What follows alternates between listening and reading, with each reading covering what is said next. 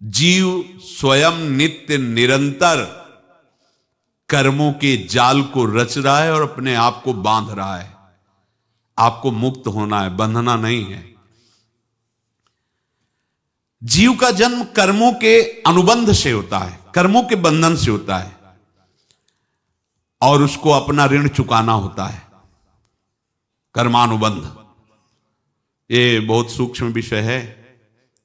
जैसे आप जिस परिवार में जन्म लिए हैं तो उस परिवार के लोगों से आपका ऋण है, इसलिए उसी परिवार में आप आए हैं, और ऋणानुबंध उसको बिना चुकाए या बिना वसूल किए आप वहां से जाएंगे नहीं। आपको लेना है तो वसूल करना है, और देना है तो चुकाना है। ये पूर्व के जन्मों से निश्चित किया गया है। जैसे किसी के यहां पुत्र हुआ, जन्म से ही पैसा खर्चा शुरू हुआ, जो बड़ा हुआ तो उद्दंडता के द्वारा मार पूरे परिवार को क्लेश पर क्लेश देता चला जा रहा है। ये तुम्हारे कर्म का फल है। या ऐसे शक्तिहीन बुद्धिहीन ऐसे पागल पूरे जीवन सेवा करो, तुमसे अपना हिसाब चुकाने के लिए वो आया है। अब परिवार के जो सदस्य जुड़े आके, मतलब पत्नी आते ही पूरी हृदय में आनंद, परिवार में आनंद, और जीवन भर वो आनंद ही सुख देने के लिए उसका जन्म हुआ। वो अपना ऋणानुबंध मुक्त, और आते ही भयंकर क्लेश खड़ा कर दिया, बीच में दीवाल और झगड़ा वैसा, फिर अतरे दिन मारपीट शुरू, कलह अशांति, पूरा जीवन नरक हिसाब करने आए। यहां ऋण चुकाए बिना कोई जा नहीं सकता, ऋण चुकाना पड़ेगा। किसी का ऋण वसूल करना है तो किसी को ऋण चुकाना है, दोनों काम करने होते हैं। अनेक जन्मों में अनेक लोगों के साथ हमने जो बर्ताव किए हैं, अच्छे या बुरे, वो होंगे। अब किसी आदमी को हम जानते नहीं, अचानक मिला, अचानक टक्कर लगा और मार पीट गाली गुप्ता सब कर दिया, चुपचाप सह लो। क्यों? ये आपका हिसाब है, पूर्व का हिसाब। हमारा उससे कोई द्वेष नहीं, कोई संकल्प नहीं। अचानक घटना घटी और हमसे द्वेष करने लगा, हमें पीटने लगा, हमें गालियां दे, ये हिसाब है, चुपचाप सह जाओ। अपने घर का भाई ही भारी दुश्मन बन गया और क्लेश दे, हिसाब है।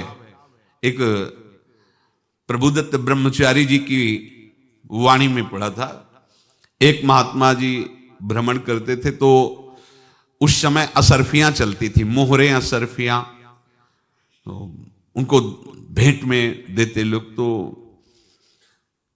या तो ठाकुर सेवा में लगे तत्काल, या संत सेवा में तत्काल लगे, उसका संग्रह करके डोलना ये ठीक नहीं है बैरागी के लिए, सिद्धांत में ये ठीक नहीं है। तो जब 2, 4, 6, 8 ऐसे मोहरे हुई तो उन्होंने विचार किया कि और भ्रमण करके जब काफी मोहरे हो जाएंगी तो प्रयागराज में जब कुंभ पड़ता है, एक बार पूरे सब अखाड़े के संतों को, अलग अलग संप्रदाय सब संतों को बुलाएंगे और सबको पवाएंगे। अब साधु है तो यही विचार करेगा, और क्या विचार करेगा। तो उन्होंने एक ऐसे डंडा बनवाया, बेंत, जो ऊपर से चूड़ीदार और भीतर पोला, और मोहरे उसमें डालते गए। और भ्रमण, जहां जहां श्रद्धालु भगत थे सबके यहां जाना और इच्छा रखना कि एक मोहर तो दे दे दक्षिणा में। कामना कोई भी हो वो बांधती ही है, ध्यान रखना। इसीलिए प्रभु जो चाहे वो करे, अपनी चाह नहीं रखनी चाहिए, अपनी चाह प्रभु की चाह में मिला देनी चाहिए। धीरे धीरे वो छड़ी भर गई। भ्रमण करने वाले महात्मा चूड़ी लगाई, इंतजार करते रहे। जब प्रयाग का कुंभ पड़ा तो चले। तो रास्ते में एक गांव में पूछा जाता है, जैसे कहीं रुको कि कोई श्रद्धालु ऐसा है जो संत सेवी है। तो कुछ लोगों ने बताया, हाँ एक परिवार है बहुत संत सेवी है और आपको मिलाते हैं उनसे। हाँ ये महाराज घर में रुका, खूब अच्छा हलवा पूड़ी पवाया, और जो घर के मालिक थे चरण दबाए। चरण दबाते दबाते उनकी दृष्टि पड़ी उस डंडे पे, इतना मोटा और ऊपर से कुछ चूड़ी सी भी नजर आ रही। इस डंडे में तो कोई रहस्य है ही है। अब महात्मा जी को खवा पिला के सुला दिया। महात्मा जी जब सो गए तो पत्नी से धीरे से कहा, वो डंडा लाओ बाबा जी का। डंडा, वो चूड़ीदार जो ही खोला पलटाया तो सैकड़ों मोहरे। ऐसे संत रोज पधारे भगवान, तुम आनंद हो जाए फिर क्या। पत्नी से कहा, नाप के कंकड़ लाओ। वो तो महात्मा जी तो खाए खीर पूड़ी, आराम से सो रहे। रात में पूरी प्लानिंग करके उसमें कंकड़ भर के चूड़ी लगाकर सिराने रख दिया, सारी मोहरें हटा ली। महात्मा जी आराम से छड़ी उठाए तो वजन पक्का। वैसे बड़े लोग चतुर होते हैं, पर ये नहीं जानते कि कर्म कितना भयानक होता है। और उनकी कोई संतान नहीं थी, पर धन में इतना प्रेम उनको था। बहुत सावधान। साधु महात्माओं के पास जो अर्थ है, गृहस्थी अगर आता वहीं से है, पर अगर उसको जोर जबरदस्ती या किसी छल कपट से, तो वो उसका विनाश ही करता है। आज तक का प्रमाण है। अब उनको ये भाव पता नहीं होगा, या पता होगा तो लोभ के कारण वो उसको मान नहीं पाए होंगे।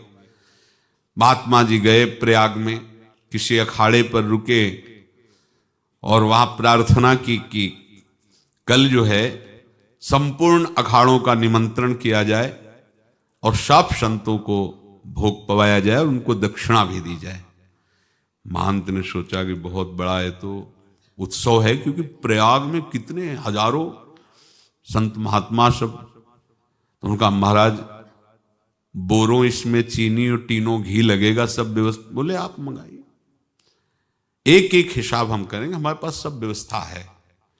बोले कुछ तो पहले दे दो, इकट्ठे देंगे हम। उनको था कि अगर हम छड़ी खोला और दो चार मोहरे दी, किसी को पता लग गया तो गड़बड़ हो सकती। बोले हम भंडारे के समय आखिरी में सब कुछ आपको दे देंगे। ठीक है। वो अपने पास से पैसे लगाकर खूब जितना सामग्री सब लाए, लाखों की, और सब संतों को निमंत्रण कर दिया।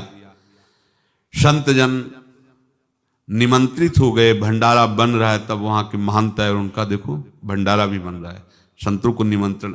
अब आप अर्थ की व्यवस्था कीजिए, क्योंकि इतनी बड़ी हमारी सामर्थ्य नहीं थी जितना हमने किसी तरह हमने व्यवस्था की। अब मुझे अर्थ चाहिए, तभी आगे की व्यवस्था बढ़ेगी। संतों को दक्षिणा देंगे और जिनसे अर्थ लिया उनको दे। देखो रसोई बन गई है सब। उनका छत में विश्वास नहीं तो ये अभी चूड़ी खोली। उनको तो था ना कि मोहरे हैं, कंकड़।